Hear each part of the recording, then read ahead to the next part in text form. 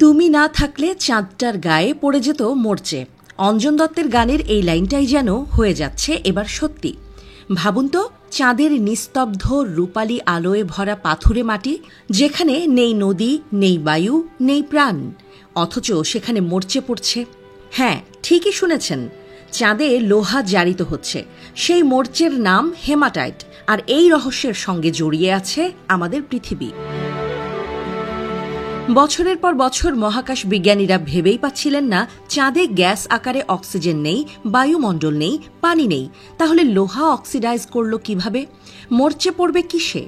বিজ্ঞানীরা অবশেষে এই অদ্ভুত রহস্যের জবাব পেয়েছেন, আর সেই উত্তরটা প্রায় সিনেমার গল্পের মতো। চন্দ্রযানের পাঠানো নানা তথ্য আর মহাকাশ দূরবীক্ষণের ছবিতে দেখা গেল চাঁদের মেরু অঞ্চলে হেমাটাইট মানে মরচে ধরা লোহার অস্তিত্ব।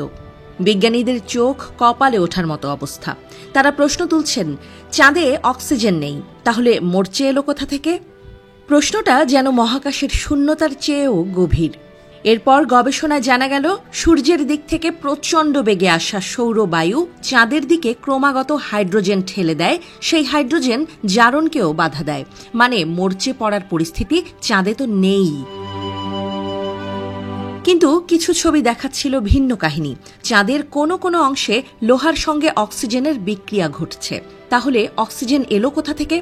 এবার ঘাঁটতে গিয়ে বিজ্ঞানীরা লক্ষ্য করলেন পৃথিবীর চৌম্বক ক্ষেত্র মাঝে মাঝে সূর্যের বিপরীত দিকে লম্বা এক পথ তৈরি করে, যেন মহাজাগতিক একটি টানেল।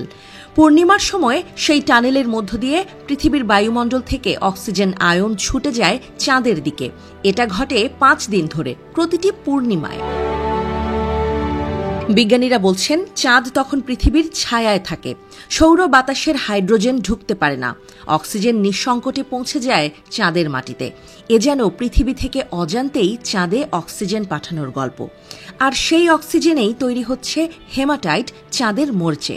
গবেষকরা চাঁদের মাটির মতো খনিজ সংগ্রহ করে ল্যাবের পরীক্ষায় দেখালেন অক্সিজেন আয়নের সংস্পর্শে আসতেই লোহার সঙ্গে প্রতিক্রিয়া হচ্ছে, আর তৈরি হচ্ছে হেমাটাইট।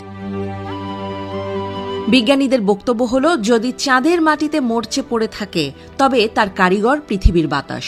পৃথিবী যেন এক অদৃশ্য সেতু, যার থেকে অক্সিজেন ধরে চাঁদের মাটিতে পৌঁছে যাচ্ছে জীবনদাত্রী বাতাস। চাঁদে জীবন নেই, পানি নেই, তবুও সেখানে পৃথিবীর ছোঁয়া আছে। আমাদের নীল গ্রহ সময়ে অসময়ে তার শ্বাস অক্সিজেন হাওয়ায় ভাসিয়ে পাঠিয়ে দেয় চাঁদে।